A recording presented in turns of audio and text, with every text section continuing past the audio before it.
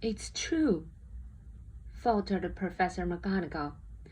After all he's done, all the people he's killed, he couldn't kill a little boy. It's just astounding of all the things to stop him.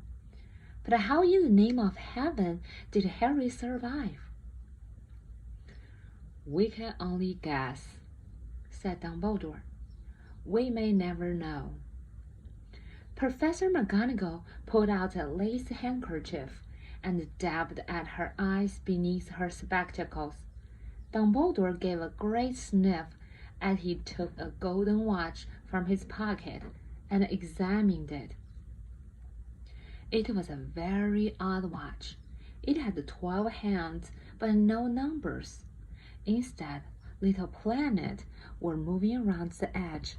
It must have made sense to Dumbledore, though, because he put it back in his pocket and said, "Hagrid's late.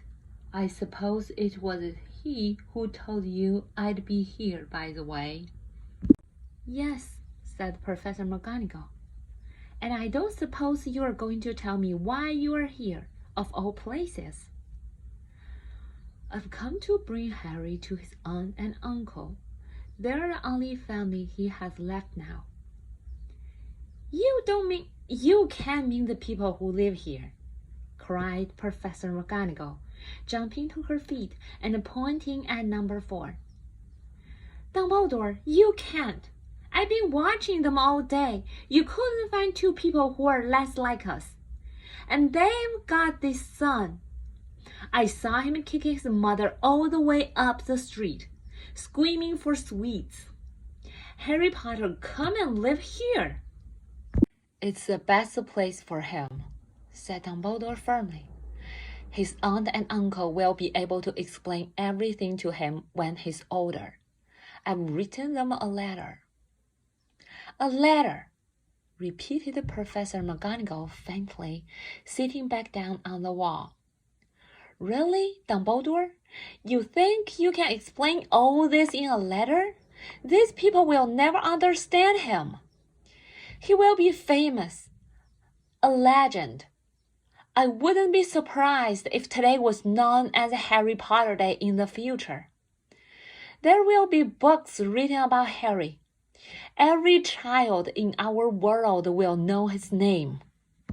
"Exactly," said Dumbledore, looking very seriously over the top of his half-moon glasses. "It would be enough to turn any boy's head, famous before he can walk and talk, famous for something he won't even remember. Can you see how much better off he will be, growing up away from all that until he's ready to take it?" Professor McGonagall opened her mouth, changed her mind, swallowed, and then said, Yes, you're right, of course.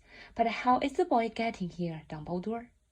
She eyed his cloak suddenly as though she thought he might be hiding Harry underneath it.